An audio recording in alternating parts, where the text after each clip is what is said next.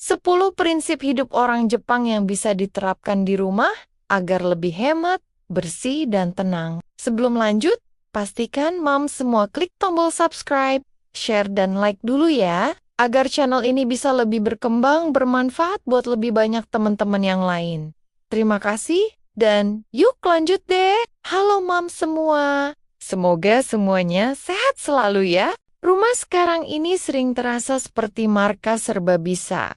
Tempat tinggal, tempat kerja, tempat sekolah anak, tempat cucian numpuk, dan kadang tempat emosi meledak halus sambil senyum ke keluarga.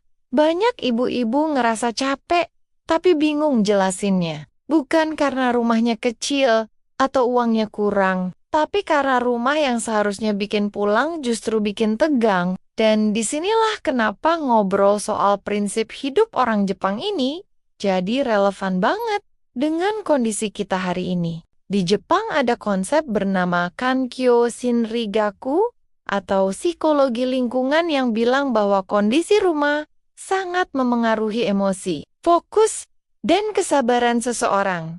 Artinya rumah yang terlalu penuh, lembab, dan ribet itu bukan cuma capek dilihat, tapi juga capek dirasain. Makanya wajar kalau ibu-ibu sekarang cepat lelah, padahal kegiatannya itu saja. Dan lucunya, kita sering nyalahin diri sendiri, padahal sumber stresnya nongkrong manis di sudut rumah. Materi ini penting bukan buat bikin rumah kelihatan estetik di kamera, tapi buat bikin hidup lebih ringan dijalanin. Karena saat rumah lebih sederhana, lebih terawat, dan lebih sadar fungsi, pengeluaran ikut turun. Emosi lebih stabil, dan konflik kecil nggak gampang. Jadi drama panjang. Jadi, ini bukan cerita soal Jepang doang, tapi soal kita yang pengen rumah jadi tempat istirahat, bukan tempat ujian kesabaran harian. Prinsip pertama orang Jepang itu soal berani melepas. Mereka percaya, rumah yang penuh barang itu bikin hati ikut sumpek. Contohnya lemari baju yang isinya pakaian 5 tahun lalu, tapi masih disimpan karena alasan sayang. Nanti kepakai. Atau ingat mantan. Padahal, tiap pagi kita buka lemari, malah emosi. Karena nyari satu kaos aja kayak main petak umpet. Orang Jepang cuma simpan yang dipakai dan bikin hidup nyaman. Hasilnya rumah lega. Kepala pun terasa ringan. Dan drama pagi hari berkurang. Nggak ada lagi adegan ibu-ibu ngomel sambil narik baju dari tumpukan kayak lagi lomba tarik tambang. Prinsip kedua, mereka fokus merawat bukan mengganti. Baju dicuci dengan niat bukan emosi, dipisah warnanya, dijemur nggak asal lempar, disimpan dengan rapi, jadi awet dan nggak gampang bau. Ini kelihatan sepele tapi efeknya ke dompet luar biasa. Karena nggak tiap bulan beli baju baru, beda sama kita yang nyuci sambil kesel, jemur pas hujan. Terus heran kenapa baju bau apek dan bolong. Padahal, bajunya juga capek diperlakukan kayak gitu. Prinsip ketiga orang Jepang nggak kejar wangi lebay. Yang penting bersih dan segar. Mereka percaya bau menyengat itu bukan tanda bersih, tapi tanda kebanyakan. Jadi cukup udara, sinar matahari, dan cara simpan yang benar. Sementara kita kadang satu baju baunya campur antara pewangi bunga, kopi, dan entah apa lagi. Niatnya biar rumah wangi, ujung-ujungnya satu keluarga pusing, termasuk suami yang pura-pura kuat. Padahal hidungnya nyerah. Prinsip keempat mereka sangat disiplin sama rutinitas kecil. Mencuci di jam yang sama, bersihin mesin cuci rutin, buka jendela tiap pagi. Hal kecil tapi konsisten, hasilnya rumah nggak lembab dan baju nggak bau.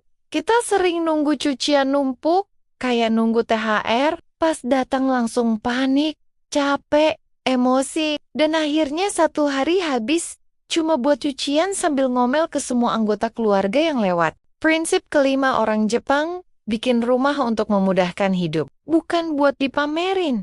Area cuci jelas, sirkulasi udara jalan, nggak lembab, jadi aktivitas rumah tangga nggak bikin stres. Sementara kita sering maksa satu sudut rumah jadi segalanya. Dapur iya, gudang iya, laundry iya, Akhirnya, bau, becek, dan tiap lewat situ, emosi naik tanpa sebab yang jelas. Padahal masalahnya bukan hidup, tapi tata rumahnya. Prinsip keenam, mereka sangat sadar keuangan rumah tangga. Beli seperlunya, rawat sebaik mungkin.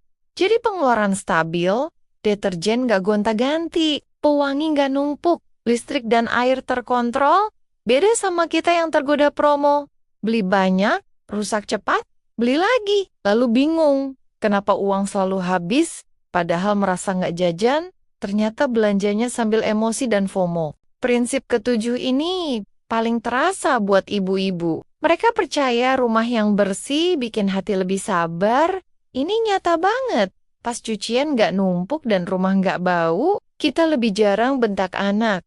Lebih jarang salah paham sama pasangan. Dan lebih jarang drama kecil jadi besar. Karena capek mental itu sering datang bukan dari masalah besar, tapi dari rumah yang bikin kita pengen teriak tiap lihat sudut tertentu. Prinsip ke-8 orang Jepang gak ngejar sempurna. Mereka ngejar cukup. Rumah boleh hidup, boleh ada bekas aktivitas, yang penting fungsional dan bersih. Ini penting buat kita yang sering ngerasa gagal jadi ibu, cuman karena rumah gak kinclong. Padahal capek itu wajar. Dan rumah yang dipakai itu tanda ada kehidupan. Bukan tanda kita malas atau kurang beres. Prinsip ke-9 mereka sangat sadar. Waktu dan energi. Semua dikerjakan pelan, tapi selesai. Nyuci nggak ngebut tapi benar. Beresin rumah sedikit tapi rutin. Hasilnya hidup lebih ringan. Nggak terasa dikejar-kejar.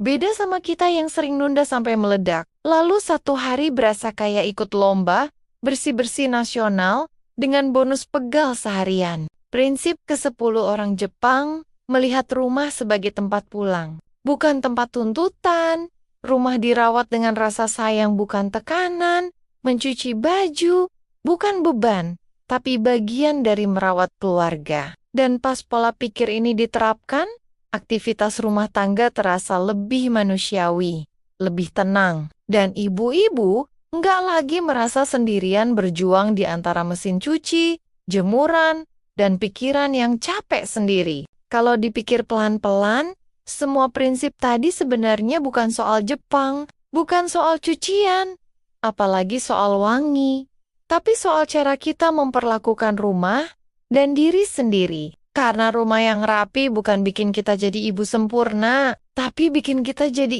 ibu yang napasnya nggak ngos-ngosan tiap buka lemari. Dan di titik itu kita sadar, capek bukan karena kerjaannya banyak, tapi karena semuanya dilakukan sambil tergesa dan sambil nyimpan emosi. Kadang kita ngerasa hidup ribet karena rumah berantakan, padahal bisa jadi rumah berantakan karena hidupnya lagi ribet. Kayak cucian yang numpuk, bukan karena malas, tapi karena pikiran penuh. Dan disitulah lucunya kehidupan ibu-ibu. Pengen tenang tapi sambil mikirin besok masak apa. Uang sekolah dan kaos kaki yang satu entah kemana. Rasanya kayak stand-up komedi, tapi penontonnya cuma kita sendiri. Pelan-pelan saja, nggak perlu langsung berubah total. Cukup satu sudut rumah lebih rapi, satu kebiasaan lebih teratur, satu emosi lebih dijaga. Karena dari hal kecil itu harapan tumbuh, rumah jadi lebih bersahabat, dompet lebih tahan banting, hati lebih lapang. Dan kita bisa bilang ke diri sendiri, ternyata hidup ibu-ibu itu berat, tapi selalu bisa dibuat lebih ringan kalau dijalani dengan sadar dan penuh sayang. Terima kasih, Moms. Semua sudah menemani dan mendengarkan ceritaku sampai akhir. Sampai ketemu lagi di video-video berikutnya. Jangan lupa share video ini ke teman-teman ya.